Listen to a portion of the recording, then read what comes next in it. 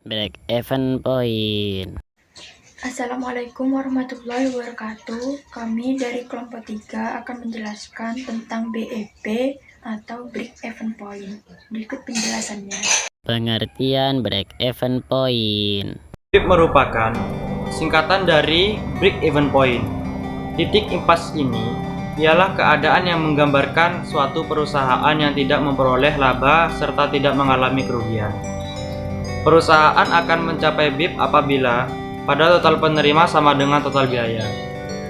Analisis break even point juga dapat dikenal dengan analisis titik impas adalah.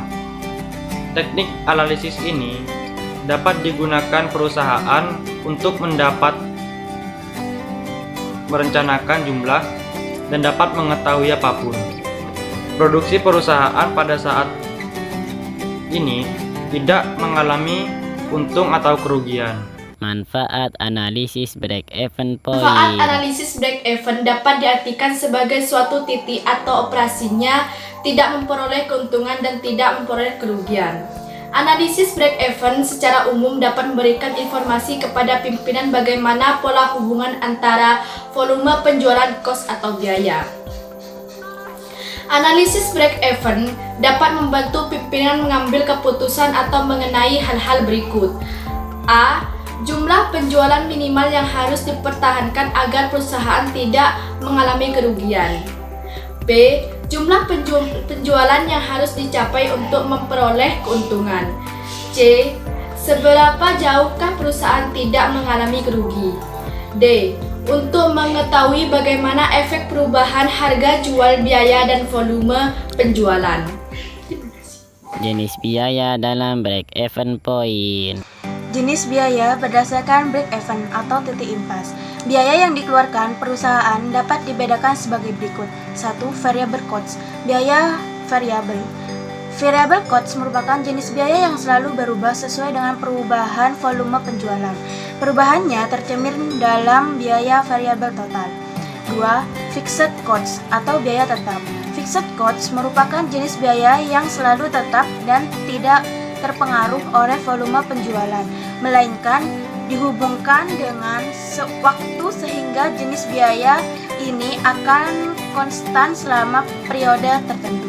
3. Semi variable cost merupakan jenis biaya yang sebagian variabel dan sebagian tetap yang kadang-kadang disebut dengan semi fixed cost. Menentukan break even point. Menentukan break even point atau titik impas. Pertama, mathematical approach. Break even point rupiah sama dengan total fixed cost dikali harga jual dibagi harga jual per unit dikurangi variable cost.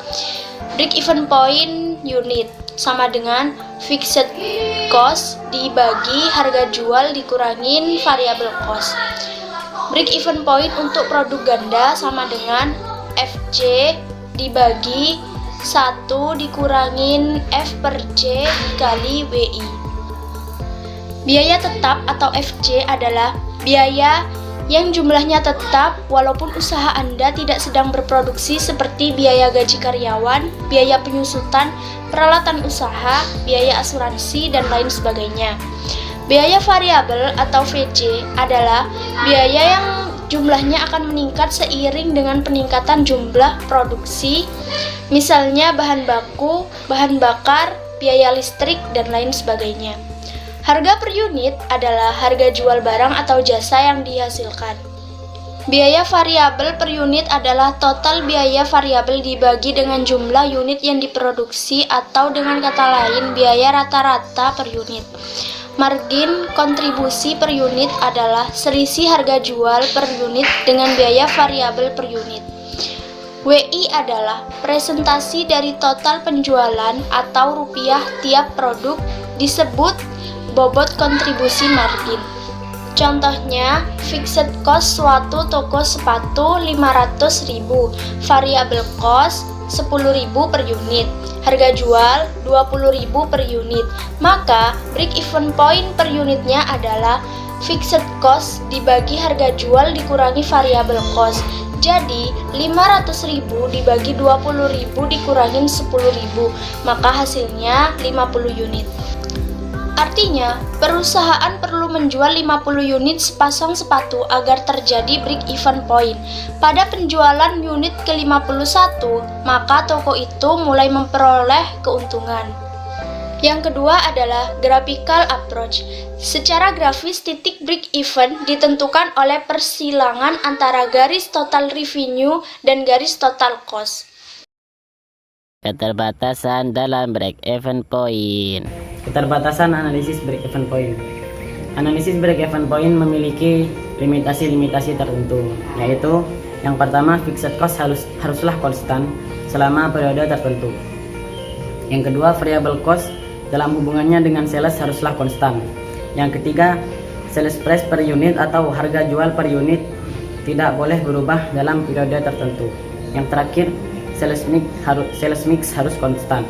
Berdasarkan limitasi-limitasi tersebut, break-even point akan bergeser atau berubah apabila pertama, terjadi perubahan pada fixed cost. Hal ini sebagai akibat bertambahnya kapasitas produksi, di mana perubahannya ditandai dengan naik turunnya garis fixed cost dan total cost-nya. Meskipun perubahannya tidak mempengaruhi garis total cost, break-even point tetap akan bergeser ke atas atau sebaliknya apabila fixed cost berubah. Yang kedua adalah perubahan pada variable cost ratio.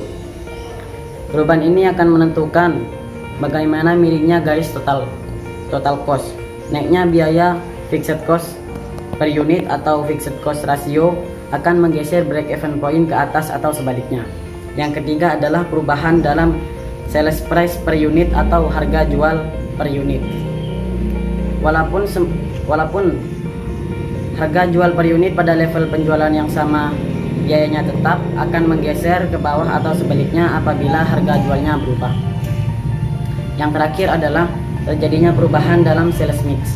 Apabila suatu perusahaan memproduksi lebih dari satu produk dan itu harus komposisinya harus tetap. Apabila satu contoh perusahaan memiliki produk A dan produk B, kemudian produk A-nya mengalami kenaikan sebesar 20% sedangkan produk B-nya tidak, maka break even point pun akan bergeser. Lagi ini ngelak jaringan Telkomsel macam Kau tengok ini kerja kami nih.